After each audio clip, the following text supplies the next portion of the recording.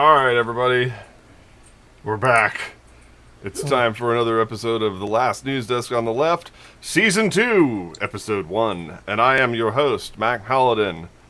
Representing the team, we have Adam.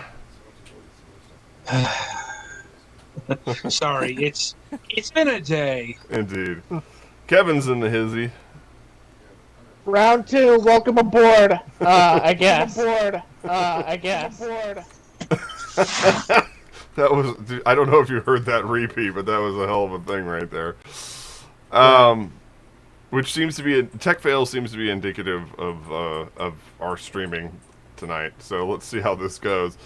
Petty Fan is here, right? My cat is a monster. The Golics. Fine, thanks for asking. Indeed. And we still have Twilight Winter for the moment. I'm still here. Hooray! And there will be more explanation on that later. But for now, let's get right to it. Adam, start us off. Let's see. Well, the 100, has the 100 days hit yet, or is that still a few? Yeah, he already did his address to Congress and all that stuff. Yeah. Sweet. Yeah, making sure. Yeah. Because, I'm trying to figure out why the 100 days are such a important measuring stick in terms of, agendas or whatever. I think it's because it gives the president a chance to see the lay of the land and start to enact legislation. And, get people in all of their major posts. Mm-hmm.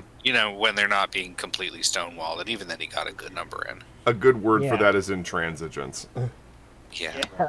Mm-hmm. That's Yeah. a good political word. And it looks like more to come.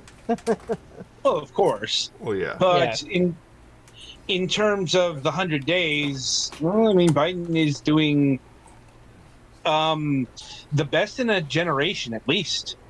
Mm-hmm. At least in terms of approval numbers. He hasn't kicked in the ball yet. So he's also higher than the past few presidents, maybe since Clinton or Bush. I'm just saying, he's got exceedingly high approval ratings for this era. You're probably never going to see 70% these days, but considering he's 58 on average, and he's been pretty place. Yeah, and plus minus 4 points, he's been weirdly consistent. Yeah. Whereas most presidents, even by this time, have had a significant swing before this leveling off. He's been just kind of charging along at a low grade fever there. Well, it is important to remember that we are in extraordinary circumstances. Oh, of course. Yeah. And that always changes the narrative. Not just for the here and now, but there's already fretting about the midterms, as politics is often a lot of fretting and anxiety. Right. But 2022 is just too far off to predict, in my estimation. Not just in normal times, but we're still maybe not in the throes of the pandemic, but we're still in the pandemic. Yeah. It's starting to wane, but we're not quite there yet. Yeah. But that is definitely the major metric that's being measured here. But the pandemic here, at the very least, is probably at a point where it could be controlled or manageable compared to what it was just 4, 5, 6 months ago. Yeah. So, although we do have a bit of a crisis on the horizon. I did read this morning that a federal judge overturned the rent moratorium. Yeah, I saw that. Apparently, they're going to get a stay for an appeal. They probably will get a stay at the very least. But well, it's an emergency stay, and they are appealing. So I imagine they'll at least get a stay while this plays out. But it's hard to know how quickly this will all move. But I imagine it will move fairly quickly because we are talking about emergency orders and all that stuff. Yeah. Right. I don't think it's I think this is going to an appellate court, not the Supreme Court. Yeah, it's going to DC Circuit. Yeah. So that also means there are still steps. Yeah. And I'm imagining that the DC Circuit will rule in favor of the CDC. As far as the Supreme Court goes, that probably would get to them like early next year, mid next year. It all depends. It all depends on if this goes on the shadow docket. And I suppose if you don't know what the shadow docket is, that's a list of cases that get expedited very quickly. Although I don't think I think that this would probably be one where they would probably want to do a little bit more deliberation on it. It's possible, or they could just not take up the case. That too. That is always an option. That's actually one of the Supreme Court's strongest powers is to say we're not taking that case because it lets them let stuff stand if they like the way how it was before without actually setting a precedent that we said. Appropriate use of the term punting. Yes. Yep. But I think with that, I mean, kick it away. I mean, at this point, I think we're getting close to a point where we'll probably start be talking about things to help fix that if worst case scenario happens. But I'm sure they're coming up with contingency plans. At this point, yeah. But basically, the approval ratings have been very strong, primarily on the basis of Biden's handling of the COVID crisis, which I think is up to 65%. Somewhere around there, yeah. Yeah. Generally speaking, he has been visibly making moves to enact as many of the promises as he could. As many of the promises as he can that he made during the campaign, and that was handling COVID, getting stimulus out there, putting infrastructure on the agenda, and then of course the as we like to call them leftist Twitter agenda is a distant third consideration. I like to call them very online. There was some stuff about the border stuff he's not doing super great on, and there are a few other things, but it's not an easy job. He did sign an executive order to finally start moving the children out, though. And reunification. And they've actually been doing that over the course of the last already 2 months, and down to the point where it's actually starting to calm down a little bit. And when you think back in previous surges, because this isn't the first time it's surged like this, but in previous surges, basically, the time where it starts to end is actually right about now, April, May. So, it's pretty much moving exactly as you think it would.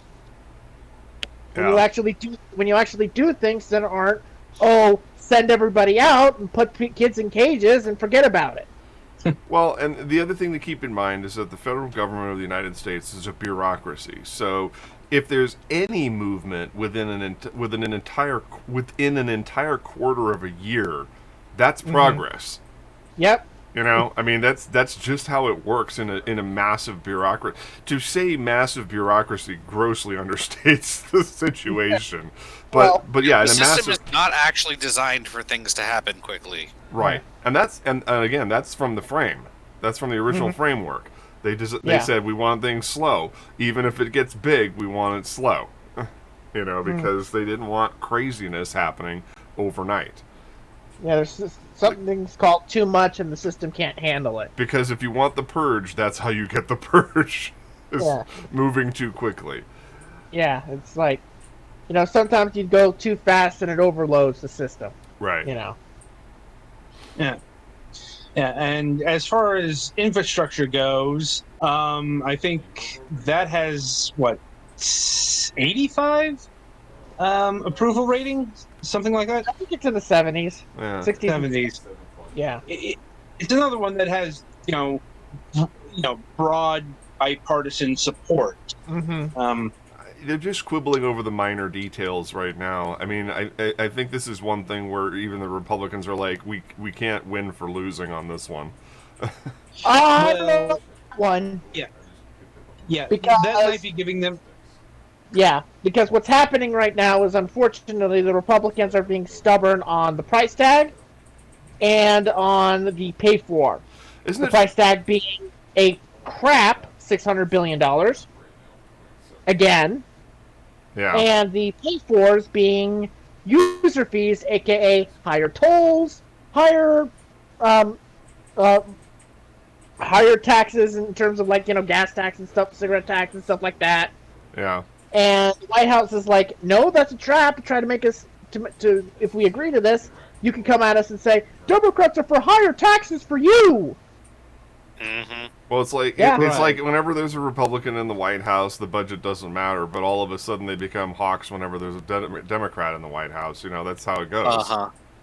All of a sudden, the price tag to our children, which is such bullshit because we have no idea.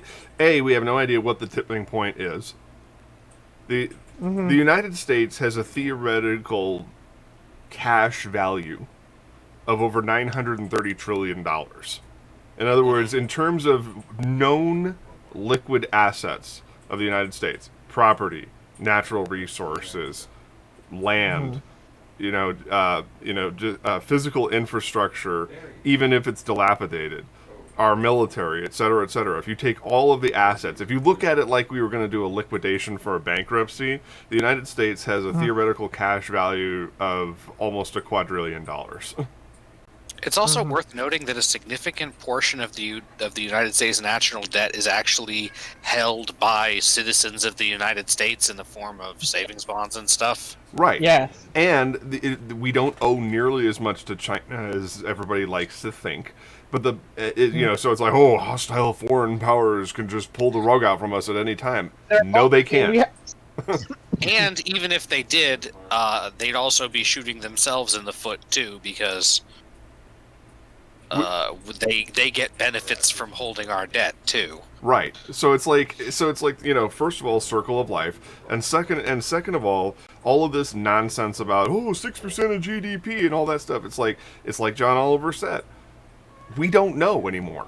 They made all of these hard lines in the sand, and we've crossed every one of them, and as of yet, nothing bad has happened. And it's, we need to be concerned about it. We obviously need to be concerned about it, but these doomsayer tipping points just don't exist because they don't know. Like, we don't know. I mean, it's like, well, look at Greece and look at all these European countries. It's like, well, maybe it's because they have a little lower ceiling than we do.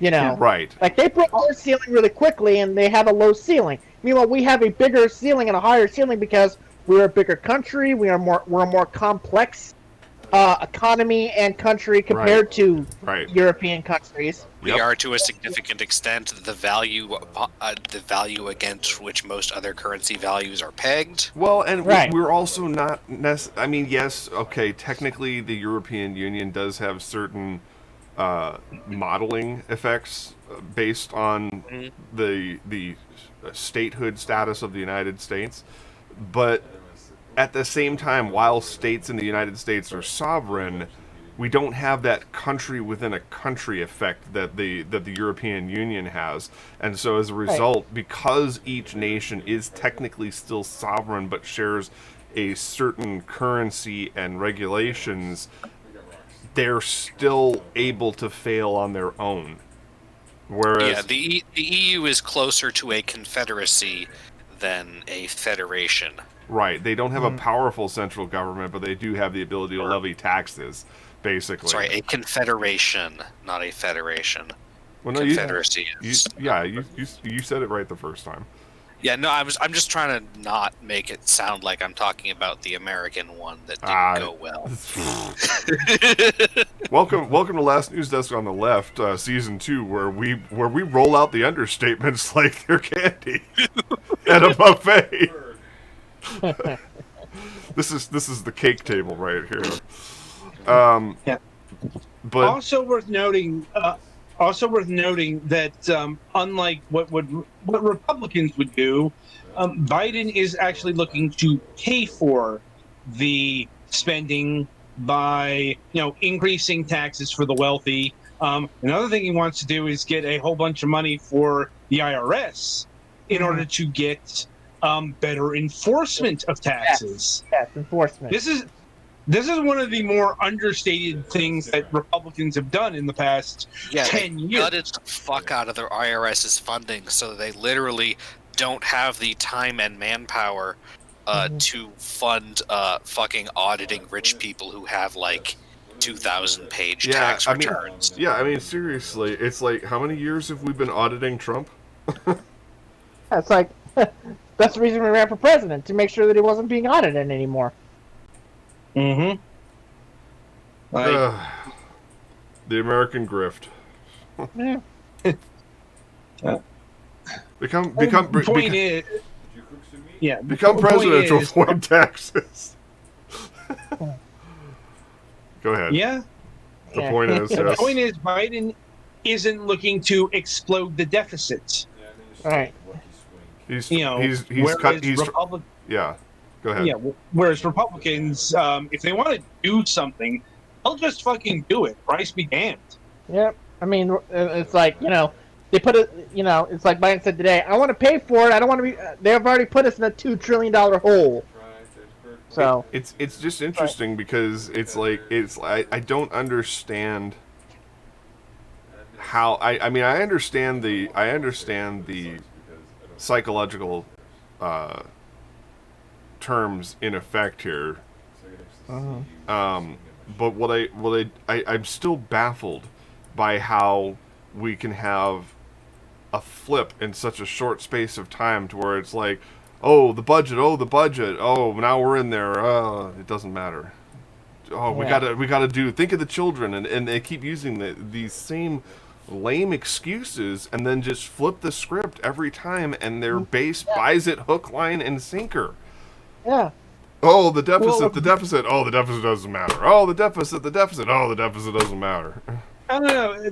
I haven't really heard too much about the deficit this time around. I mean, look, it's been a little bit less than it has in the past. The debt. Well, it's also Republicans don't really have a good leg to stand on in terms of traditional attacks. Like, if you've been paying attention to what Republicans have been doing, it's all fucking cultural aggrievement.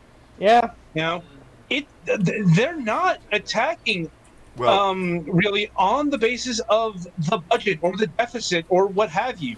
Well, it's all about woke activism, woke corporations, woke America, woke, till it doesn't matter anymore. You know why, right? You forgot cancel culture. You know why, right? Yes, I know why. I know there are several reasons why. No. I'm saying why. You know why they're focusing so much on this, right? You know why they're pushing back so hard on woke culture and Black Lives Matter. Because it angers white people. Yeah. Well, because those movements that's their tactic. Can you stop interrupting me, please? Sorry. It's because those movements are working. Yeah. Yeah. And it scares them. Yeah. It scares angry. Well, specifically, it scares angry old white men. Yes. Yeah. No, it scares white people in general. I don't think it's just white men. It's white people in general. Yeah. I mean, a lot of the people that are pushing this are white women, and that's, not an accident. Actually, I did see. You're right. I did see. It's starting to come up on TikTok a lot because I'm getting a lot of black female creators coming up on my TikTok, and I have to say, they're talking about this extensively because what's happening is people don't seem to realize the insidiousness of the white female voting bloc subtly or not subtly becoming Karens or Beckys or whatever and turning their privilege, they're weaponizing their privilege. That's the term. That's the expression they said. It's not a new thing. No, but it's now being talked about. Good, because this is how the Equal Protection Amendment got killed. Right. Yep. Anita Bryant, Miss Orange Juice. Yep. Yep. But it is being talked about, at least on TikTok. And like I said, I can't speak for other social media because I don't delve into certain sellers on Twitter. It's on Twitter all the time. Okay. Yes. Like, there's a whole entire account dedicated to showing off stupid white people. So, I mean, it's a thing. It's being exposed, and the combination of that and the combination of people getting pissed off over the fact that, maybe white people weren't actually good after all. Oh my goodness. That's pissing a lot of people off that people are actually talking about. Meanwhile, white people actually aren't good. Meanwhile, the letter to the Department of Education about basically it was the most ridiculous commentary on intersectionality I've ever seen. Oh, they don't even want to talk about intersectionality. Are you kidding me? Yeah, well, but that's what I'm saying is they're pushing back against discussing it, and it's like, yes. and it's like they didn't vote for this, and this is what I said loudly the other day is like the American people didn't vote for that, and it's like, I'm sorry, Joe Biden is president of the United States, McConnell. Yeah, we did fucking vote for that. It's like maybe last I the heard. people in your district of your state didn't, but that's because you chose the people in your district in your state. By sheer attrition and by sheer miracle of pushing back against voter suppression, we actually managed to keep the House and flip the Senate and get the presidency. And you're telling us that's not a referendum? No. On American culture? Yeah, I mean, it's like. It's like they do not want to have this discussion because it's like any vote that doesn't go the way they want to didn't count. Yeah, pretty much. It's like they don't want they just don't want to have this conversation because it's like, it exposes everything that the Republican Party has been about since 1964 at the earliest. Meanwhile, in my home state of Arizona, we've gone full R-word. I'm minding my P's and Q's, but Cyber ninja. Yes. But at the same time, pardon the pun there, because QAnon and their ilk are not actually trying to overturn the election, but they are trying to create more voter suppression laws here in Arizona by continuing the false narrative that the election was stolen. It's not the only state, but the Maricopa County ballot. That's what I was specifically referring to. Oh, it's a legislative process to evaluate weaknesses in our voting system. Oh, you mean weaknesses in Republican voters getting heard and Democratic voters being suppressed? Yeah, weaknesses such as it allows people who we don't like to vote. By the way, let us note here that this is being done purely by the Arizona legislature, not by anybody with tacit approval of the governor there, but it's not from the actual person involved in the elections process, the Secretary of State, who is a Democrat. Right. And we, I've said this before on the show, Arizona, because we're not the most gerrymandered state in the union. I mean, if you look at our districts, they're actually pretty rectangular. So it's kind of... In fairness, a lot of the very rectangular not all of them. A lot of the very rectangular parts have population that would be higher if you measured it in cactuses. or you say that it's not radically gerrymandered, although from what I've read, apparently that might be about to change. Right, but for the moment it's not, but that's what they're trying to change. Yes, I'm well aware of that, believe me. Of course, in theory, see, unless they amend the state constitution, which they would need more than the supermajority they have in our legislature to do. It's usually 2/3, right? Yeah, they need more than the 60 votes they currently have, or 60% that they currently have. Because of Pima and Pinal County effectively slowing them down, because we're the two major blue counties in the state. And I think maybe there's an area near Yuma that's kind of blue.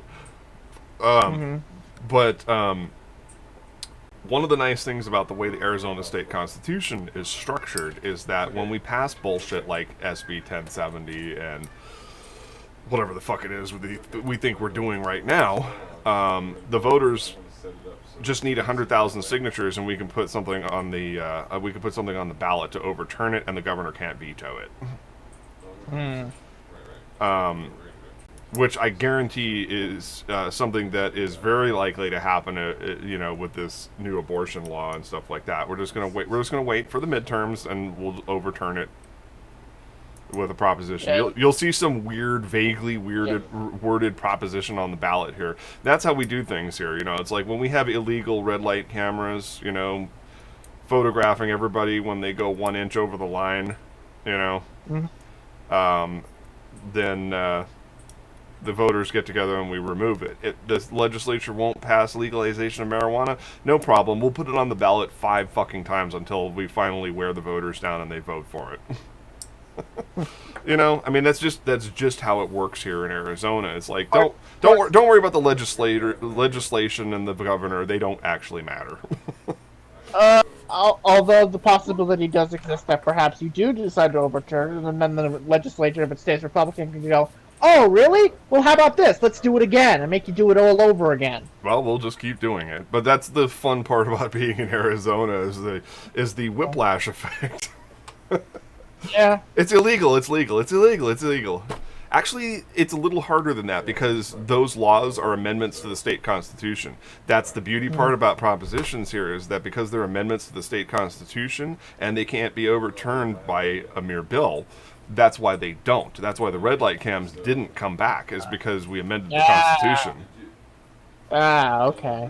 Yeah, right. And that's what makes us unique from California, because when... Yeah, that's what I'm thinking about. Like other states, they've had, they've had ballot propositions, and they've passed, and then Republicans decide to go, screw you, we're going to do it our way, deal with it. Well, Uber overturned AB 5 effectively with Prop 22, so, and that didn't get challenged yet, but,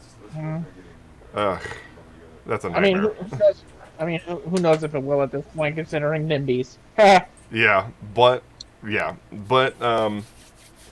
But that's the interesting part about Arizona is that our propositions end up becoming constitutional amendments, and our constitution is extensive.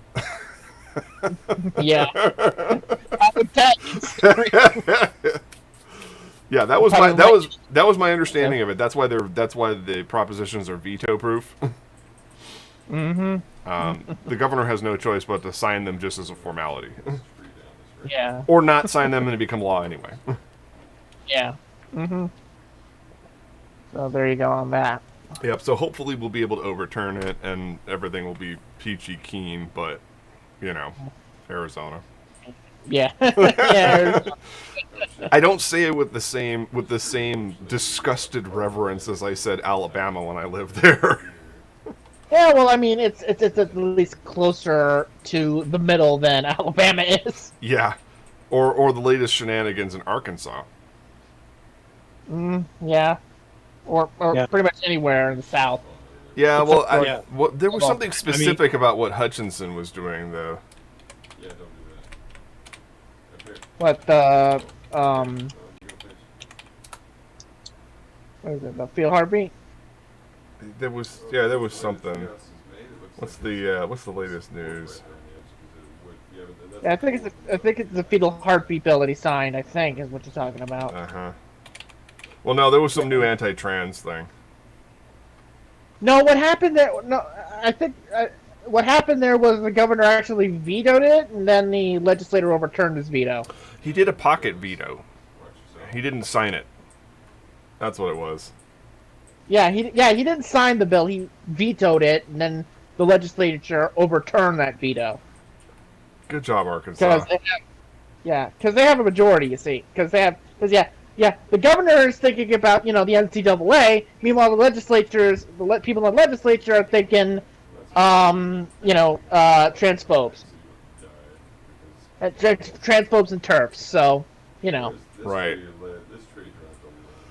Well, like your own home state, shooting yourself in the foot has a certain numbing effect at this point, Well, I mean, it's like at this point, eventually, things are going to come back at you.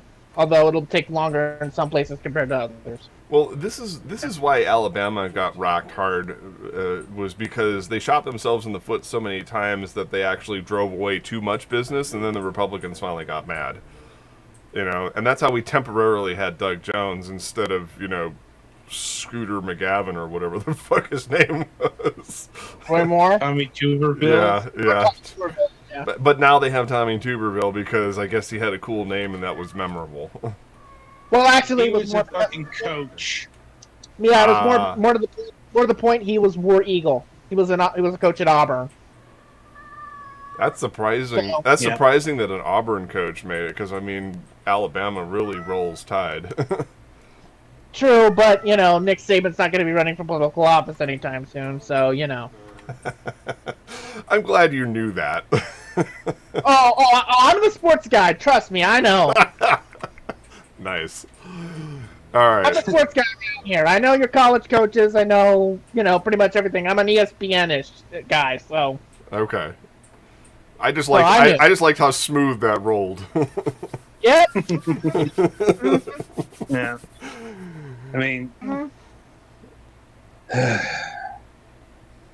I guess in terms of stupid governor shit, got to talk about my state. Like, Mr. DeSantis. Yeah. That mother. fucking DeSantis. He just signed a bill to rescind all local COVID guidelines. From what I've read, apparently that doesn't actually start until July. But he did it in such a way that it made it confusing. And was he the one who was trying to ban COVID passports, even though if they did exist, they'd be a fucking federal document, which you can't have a state law against? He's one of them. One of them, yeah. Because Greg Abbott already did the same stuff in Texas. Yeah. And no, that shit is not enforceable because that's a federal document. Mm-hmm. And you don't need to show passports at state controlled places. And the thing it has the CDC and HHS logos on the freaking card, okay? And I don't think though I wouldn't put it past the DeSantis if he tried to stick the state troopers on, like the Orlando National Airport. To hear them try to sell it. It was like they were trying to say that they were going to start handing out vaccine cards in such a way that they were like the Scarlet Letter or the Jewish Star being sewn on your clothing. To hear them talk about it. Yeah. It's very anti-Semitic if you think about it. Yep. By the way, vaccine passports have been a thing for decades. There's actually a feature about it in the game Papers, Please. Mm-hmm. Yeah. That's how ubiquitous it is. It is. They were a thing in the last major pandemic of this magnitude in 1918. Yeah. Yep. Because even if hell, there's still a regular thing that you need to visit a lot of countries in Africa and other places that have that have regular disease problems or want to avoid same. Yes. And even if Texas or Florida could somehow enforce this shit, who can enforce this as well? Other countries. Mm-hmm. Yeah. Good luck going on an international vacation if you don't have a vaccine passport. That's going to be your choice. Either you have one, or you don't get to go nowhere. You got to go home. Yep. No more trips to Cancun. Right. Mr. Cruz. Either that or you're going to be forcibly put into a hotel room for 15 days, give it a ticket, and send your ass back home. Let's see. Florida's anti-trans bill is dead for the session. I think they ran out of time for that one. They ran out of time. So that's dead on a technicality. Beware of that next year. Yes. The Florida voter suppression thing, I think it's passed both houses, but it hasn't been sent to the governor's office. Well, the thing is, some Republicans are now kind of realizing that this may fuck them over. Because, guess what? A lot of Florida Republicans vote by mail, including some prominent fixtures in this fucking state. That's why I said that any voter suppression tactic that would involve canceling voting by mail in Arizona would fail. It's those damn retirees. Yeah, well, I mean, keep in mind we have arguably the most famous retiree here. Yes. Yes. Well, except during the summertime, when he's the most famous retiree in the state of New Jersey. Okay, I get it now. He's working at a Bennigan's now. I don't know why that took me that long to connect that dot. Bennigan's. Yes. Wait, is it Bennigan's or is it Steak and Ale? So one of those gimmicky restaurants. Like if you saw the video, I don't know, he's some sort of warm-up act, complete with band. Doing a cocktail.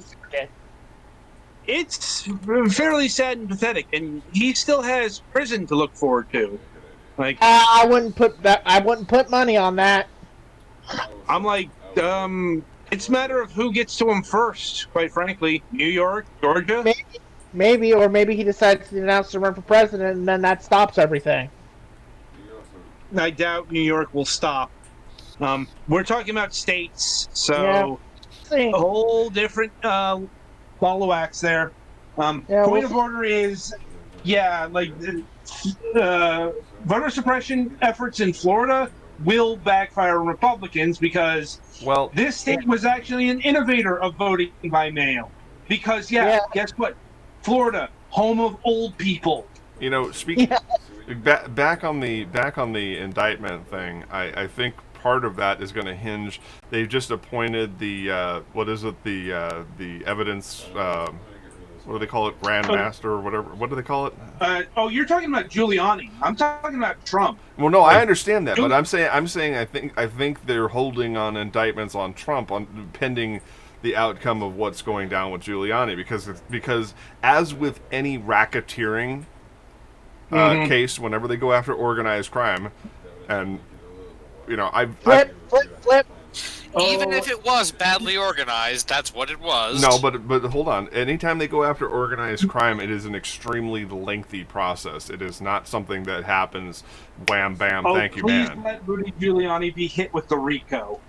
Right, but that's what I'm saying is, or the Logan Act, or or anything else for that matter. No one gets prosecuted over the Logan Act. Well, whatever it is, because they're looking at him as unauthorized. What is it? Dealing unauthorized foreign agent. Dealing with unauthorized lobbying on behalf of the Ukrainians. Yeah. So starting with the Logan Act and moving up from there. I just want Giuliani to get hit with RICO because that's just poetic justice. Yep. Well, and that may come, but we still haven't answered the term because I'd like to get accurate terminology on the show. They appointed one with Cohen. FARA is what you're thinking of. No, but they appointed a specific person to examine Special it. Master. Special Master. Thank you. Grandmaster. I guess we're talking about the clan, but that's not far off too. No, that's Grand Wizard. Okay. Yeah, Grandmaster is the top tier in Overwatch. And chess. Jesus Christ. But anyway, they finally politics. Right. They finally appointed a special master in the Giuliani case, and it was at the request of the government because they're being smart about this. They're like, no. You don't get the first volley in this fight. Yeah. They're like, we want this guy, damn it. Right. We want this guy, and they're gonna get his crooked tooth mush mouth ass. That's my keyboard. Ignore that. But yeah, they're gonna get that walking pile of feces. Yeah. And they're gonna take their time about it too, and make him sweat until his glands dry up. And then get you to talk. Right. And talk. And it's like talk. It's like, and you don't have old Trumpy boy to give you a pardon to dismiss these charges. Although you damn sure probably tried, but then you pissed him off and he threw you off the side of the road. They're like, we're not looking for privileged information. We're just looking for any inequities that you may have committed. Yeah, we're looking for crimes that you may have committed, and given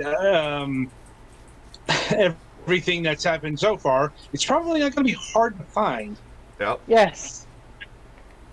Especially since you did what any lawyer would tell you not to do, and that is go on TV multiple times to open your mouth and have stuff come out of it. Mm-hmm. What you're supposed to do is to sit back, shut your mouth, go MIA until you're up on trial. That's the way you're supposed to do it. But, and then, of course, when you're on trial, you're gagged. But still, it's like when you are indicted for something of this magnitude, you shut your mouth, you put a sock in your mouth, and you go away. But that's you not don't go watch Sean Hannity. No, it's not Giuliani's style. It's not his style, yeah. Yeah, it's not his style. He goes on to...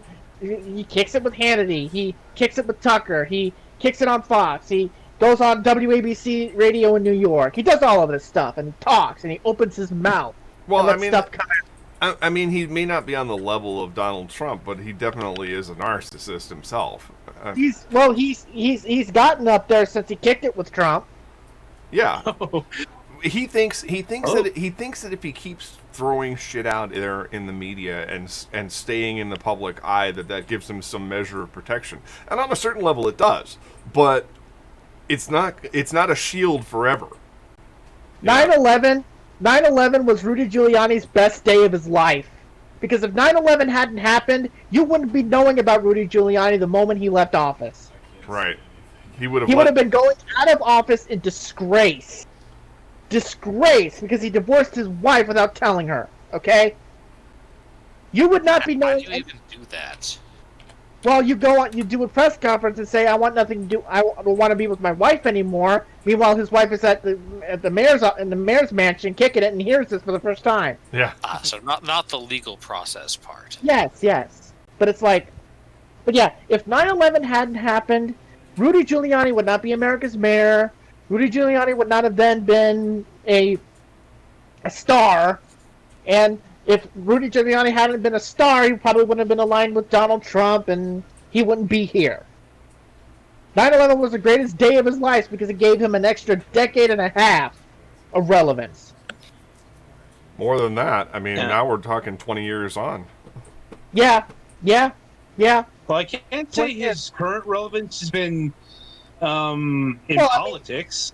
Right, but I mean, still, he's relevant. He's still a name that everybody's talking about. I mean, that's the deal about narcissists. That's why Trump is still mad about being forever banned from all important social media. Is the fact that apparently he may have tried to make a couple of Twitter accounts today. Yeah, well, he failed. They found him. Although I don't know if that's exactly his account. It could be somebody trying to do a close enough. But yeah, it was close enough for it to get out of here. He's still out there railing and fuming about that, and now he's talking again about overturning the election, and it's just like he's talking about he's doing press releases, and now those press releases are becoming blog posts, and blog posts makes him sound even more of a rambling old man. then he. I think it's a little late for him to try and overturn the election. Yeah. Well, yeah. that's because there's no end of line on the teleprompter on a blog post. Right, exactly. I mean, and there's also not a character limit on a blog post either. Right. So it just keeps going and going for pages and pages. Right, that's why he misses Twitter. Yeah. Because he can get all that stupid stuff in his head, and he can only do it in 280 and get his point across. Now he's lost that limitation, and he rambles and rambles and rambles. Because that's what happens. I mean, he kind of did that at the end on Facebook, too. You know, was he would put these... Oh, yeah. He would write these fucking novels about... Yeah. Because again, Facebook doesn't have a character limit. The world's longest... He may now hold the Guinness record for world's longest run-on sentence, though. Yeah. They can't determine it, though, because there's no end to the post.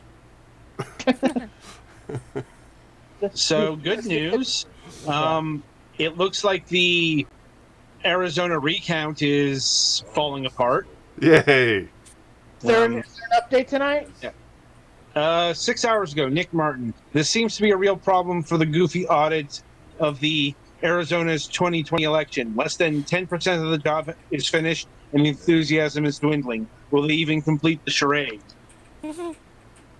So they're finally realizing, oh shit, there's nothing here. Well, it's more that is this the one where they were looking for watermarks that didn't exist? Yeah, and apparently they were just looking for bamboo fibers because apparently a significant portion of ballots came from Asia. And yes, that's what somebody said. Serious? Yeah, somebody said that apparently a portion. Wish I was not. Yes. Look. Yeah, somebody actually went on camera, said into a microphone, that he believed that a portion of the ballots that were cast in Arizona came from South Asia, and so they were looking for bamboo because bamboo equals China. Oh my fucking god! Don't never. At this point, I'm feeling slightly. I'm feeling slightly insulted at how bad they think China or other people would have been at faking ballots. Never underestimate. That would be like if they ignorance and stupidity of the conservative male. That would be like... Or of the conservative white person in the United States of America. Their racism is so naked and so blindly stupid that it's like if Egypt was our enemy, they would be looking for papyrus. Yes. That might be a bit above their brain level, quite frankly. Well, I'm just saying... Well, no, but they... Yeah. Oh, there we go, yeah. Yeah, see if the ballots were made out of ace bandages. No, they'd be looking for hieroglyphics and trying to see if there's hieroglyphics in them. No, you know what? They would be looking for a papyrus font. Yes. Oh. Never underestimate how stupid, ignorant, and out of this freaking planet these people are. You can't underestimate there is no bottom with them. It just gets lower and lower and lower and lower. For the love of God, dig up, stupid. Yes. Why do you think grifters keep trying to attract these morons? It's like I keep saying, gutting the public education system to push your narrative is ultimately self-defeating, because then these people aren't just smart enough to live. Yeah, exactly. Yeah, eventually they're going to start biting your foot. Yeah. Yep. It's like, damn, why are my ankles itching? I keep getting nipped at. Yeah. Oh my goodness, I thought I took care of you. What are you doing? Get off of me. I thought I put you under my heel. Come on, what are you doing? Ugh. It's like, I can't stop scratching my arm. There's poor people present. Oh my goodness, these stupid people, these stupid white people, what are they? Oh my goodness, these are the people I fed them that nonsense of. Oh God! I don't think they come after me. It's the boomerang effect. It's the boomerang effect. It's right back at your ass. Yeah, it's like it's finally coming full circle and coming. I mean, and it's coming like lawnmower blades, guys. You know, I mean, I'm gonna mix some metaphors here, but this boomerang's coming back like lawnmower blades, and your grass is about to get chopped. Your ass is grass, and it's about to get chopped. Right. That was fun. That was fun. I enjoyed that immensely. Yeah. On a more very cathartic. On a much more national level, Liz Cheney is about to lose her leadership position. Oops. Because she won't tell the big lie. And it's funny because they want to replace a conservative with, despite her Trump fandom, a moderate. That's the funny thing. It's like, Elise Stefanik, by the way, that's who we're talking about here. She wants to step up to be number 3, and everybody loves her except for actual conservatives who gave her an F. Yeah, don't let the Trump fandom fool you. It's a good fool. She did it because she wanted to make people be fooled into thinking that she wasn't a moderate. You see? Oh my God! And it's very successful. It's very, very successful because she's going to get that job. She's actually a moderate. You got to watch out for these actually shrewd politicians. They do still exist. Yeah, I mean, it's shrewd to a point because apparently, if they get the majority in 2022, the first thing that's probably going to happen is at least get the hell out of here. We don't want you. You're still a moderate to us. Oh, by the way, not everybody's a fan of the idea of Elise at number 3 because the Club for Groches came out and said, "Don't do that." It's like, to this, I say, let them fight. Yes. Let yes. them cake. Everybody let them fight because Liz Cheney put up that freaking WAPO op-ed talking about the stuff happening in her party, and she also said the opposition is woke, and it's like, yeah, no. Wow. It's like I could ride with you in terms of going against your party and everything, but the moment you say, don't do this because we gotta focus on real issues like wokeness in our opponents, it's like, no. That doesn't even fucking mean anything. No, it doesn't. It doesn't. That's the point. But it's like you guys go ahead and fight for each other. We know for a fact that you guys are losing your freaking minds. You've become addicted to Trump, and you can't get rid of him because you don't want to get rid of him because you can't get rid of him because you need his voters. Because he lives rent-free in your fucking head. Yeah. I'm trying to find it before we run out of time, but I'm trying to find that latest Senate infographic that had all the ridiculous stuff like Green New Deal and Gay Island and Although that was actually a Photoshop of what it actually was. No, I saw the real thing too. That's what I'm saying is like that. There's some interesting stuff. There's still some pretty crazy stuff on the real thing. And that's thank you, Miss Ernst, for that. Whatever intern did that for you, I mean, boy, what? Boy, I tell you, no. What he deserves is something that I don't want to say, but I did like the fake one. I mean, abolishing lasagna and sex blimps was pretty funny. I mean, the wild thing is that you could actually imagine that happening. That's the wild thing. You could actually imagine that happening. I say sad. Yeah, it's sad, but it's also wild at the same time. But you can actually imagine that happening.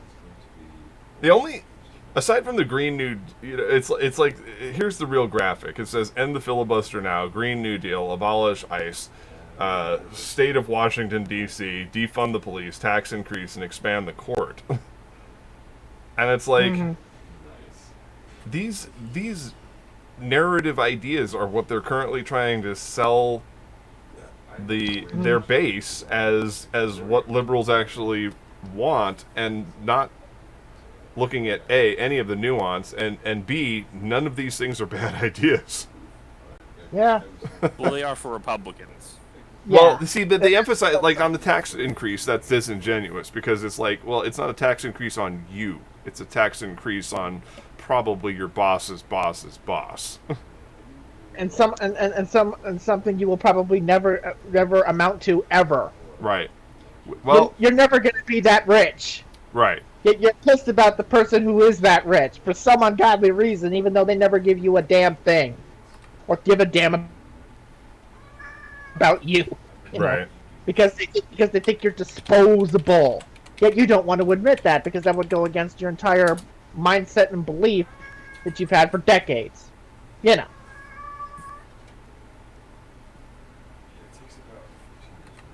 So that's how that goes. Right. Here, I've got the photo here of the real thing. Okay. Yeah, but live research more on this gay island. There you go. Enjoy that picture. Yeah, sex blimps. But it's like everybody on my LGBT plus Facebook and Twitter were like, I don't know, this whole fake gay agenda sounds pretty awesome. It's like now of course there was a lot of pushback against banning lasagna. Because they're like, well, I don't know, are we banning vegan lasagna or regular lasagna? Because I don't know. I can get behind. Field Tech was very upset. I can get behind the banning vegan lasagna, but you know, yeah. Like, anyway, I suppose shifting over to the entertainment section. How to put this? Good God, Demon Slayer. Yeah. Timing is everything here. Not just timing, but it's had legs. Because this is week the 2. Success of the movie. Yeah. It's it was the #1 movie this past week. Yes, it was. You know, it almost was the week before, but it lost just by a sliver to Mortal Kombat. By a nose. Mm-hmm. Which, again, I don't know if I had a show to mention this, but I have heard is shockingly not terrible. Yeah. That's because this isn't a typical shonen movie, and by that I mean non-canonical.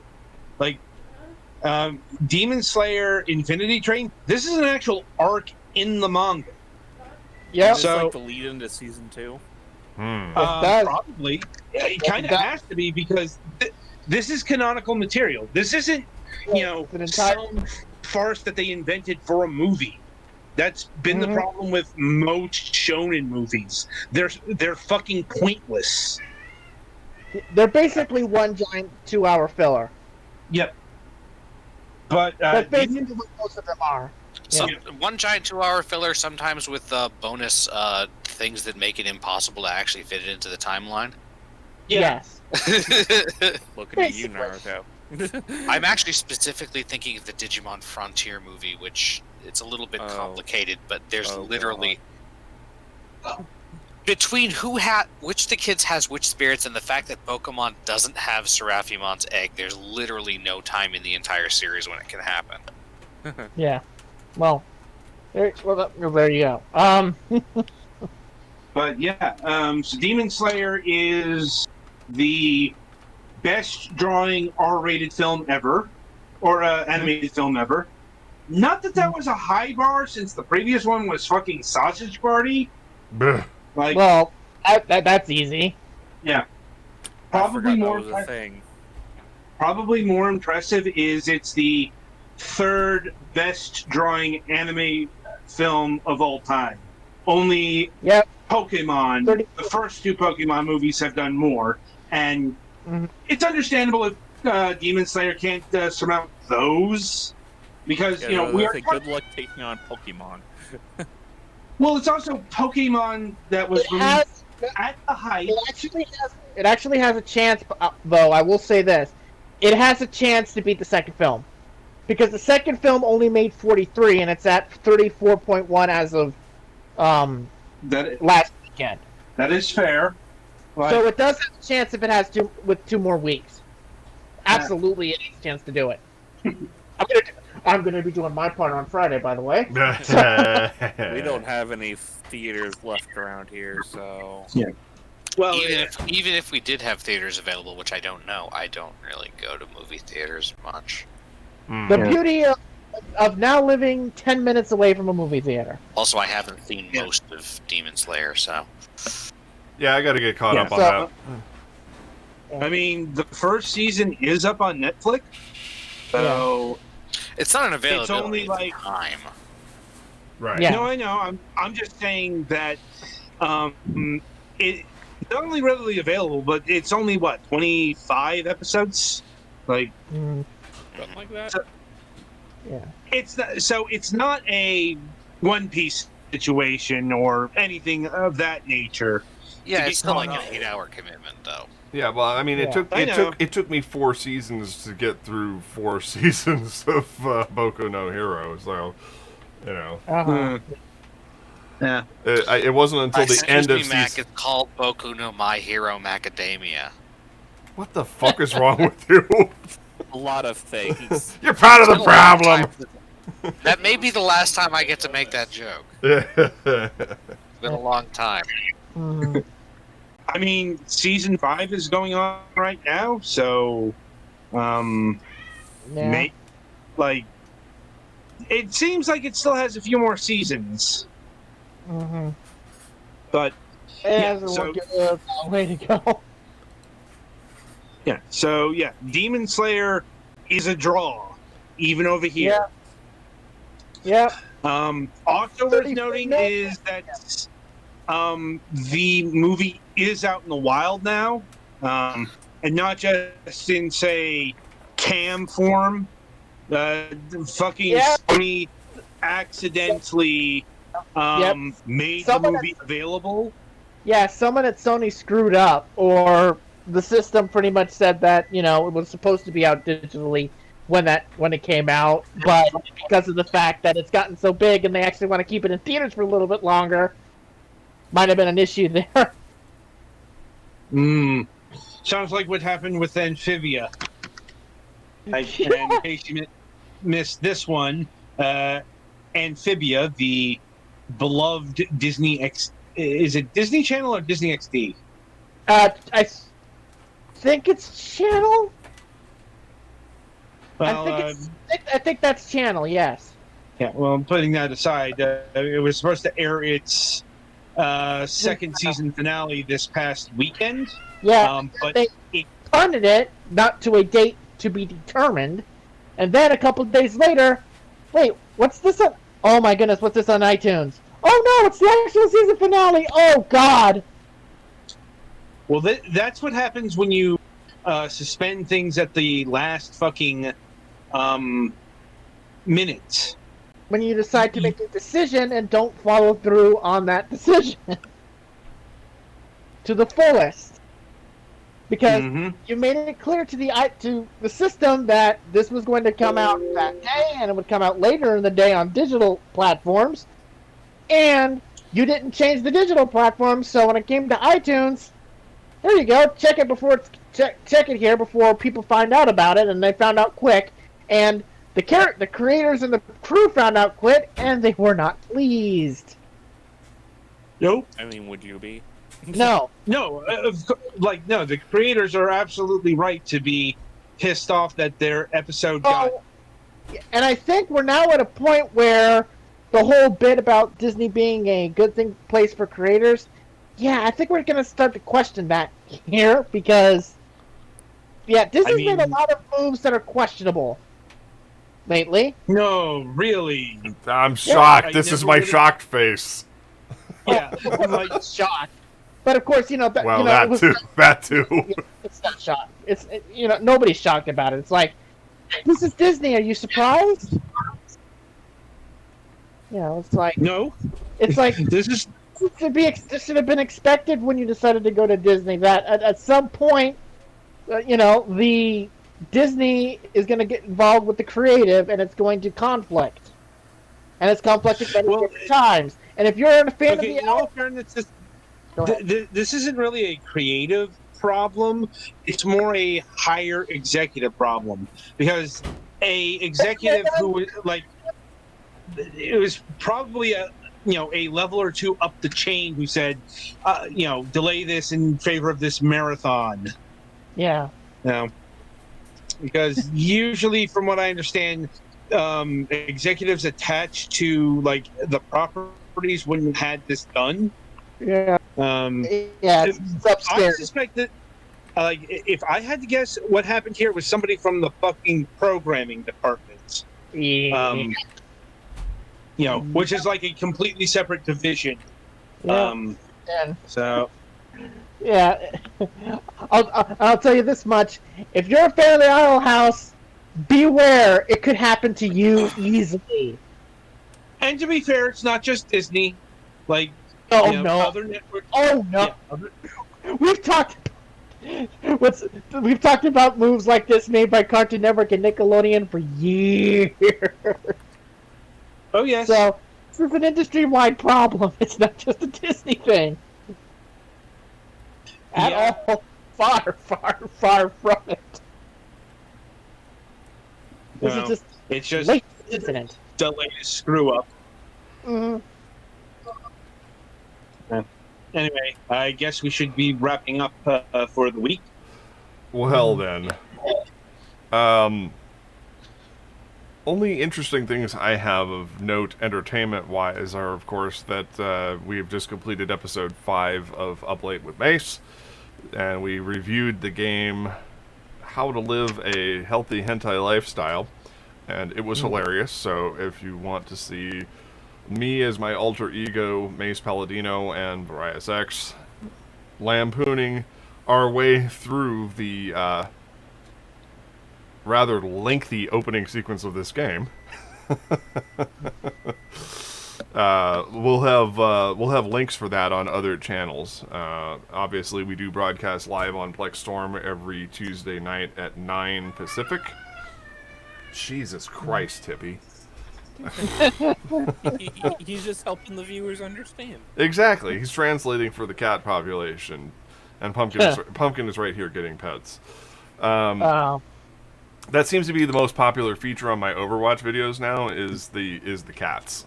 All of the grandmasters on Twitch come over to my channel just to see Pumpkin, my ginger tabby, get pets on stream, and then she howls. She's like, and then Doodle's over here barking like a dog because she's got the zoomies. Apparently, people do not believe that cats bark, and I'm like, well, let me show you something. Cats make a whole host of noises. Oh boy, yes. Yep, so that's the most popular feature. I got invited to a team, but apparently that team either got banned or rescinded their invite or something, or they don't exist. That was weird. That was a very weird experience. I kept trying to find them. Here's a fun thing about Twitch. There's no way to find teams and their pages through the search bar. Even though that's a way to help drive traffic to partner status, like if you're really into that kind of thing, like certain somebody named Mac Paladin. But yeah, if you're really interested in that kind of thing, there's no easy way to do it. You basically have to find a high-level streamer and then see what team they're on, and then ingratiate yourself upon their chairman, and see if you can get invited. Basically, it's like hit them up on Discord and get real cozy with them. It's like, I'm pretty sure there are anti-stalker laws against that. Just slide up into their DMs. Right, exactly. Hey, I only got 62 followers right now, but I think I'd be an asset to your team, especially since I'm in the Bush Leagues right now. And people find my cat videos funny. It's like, please don't ever call us again. If you call us again, the police will be contacted. Exactly. I did get level up status on Facebook Games, which is basically the equivalent of affiliate here on Twitch, and you can get stars and stuff like that, which do translate into money.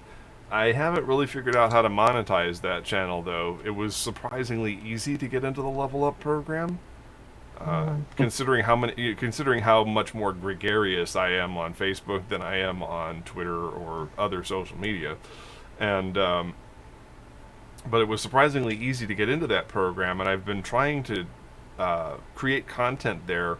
I've created a new feature here on Twitch. It is called Friday Reruns. And basically all of my Facebook gaming stuff, I download it and then upload it here and then run it as a rerun, so that way it is original content that hasn't been seen here before. And it seems to be helping a little bit because it's helping people find the channel. Plus, I do more solo APB stuff, so of course everybody loves APB on this network. I don't know why. Especially since I'm pretty sure that the same 80 people that we always see on the occupying the waterfront server are the only 80 people left playing the game.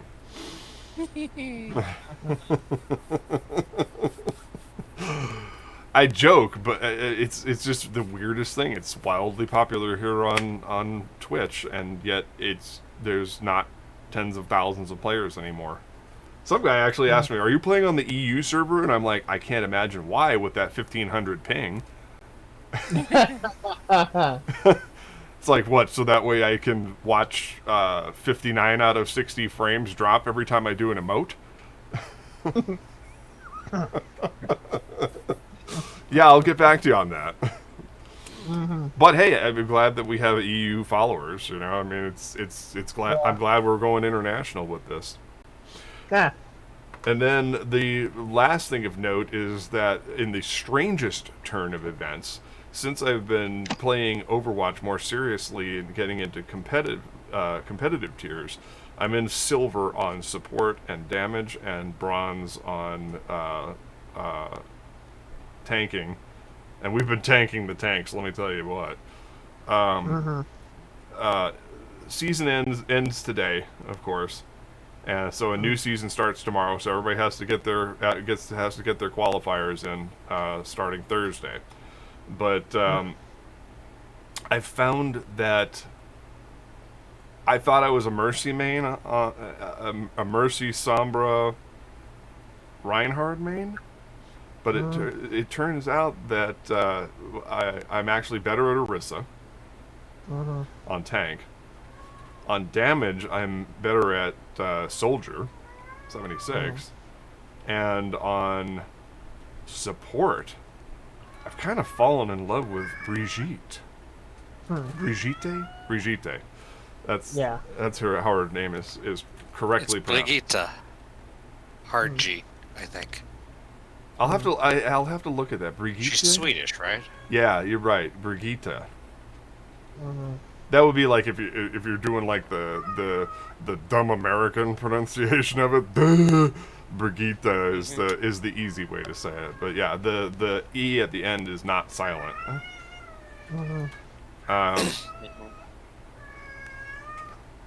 Speaking of being silent,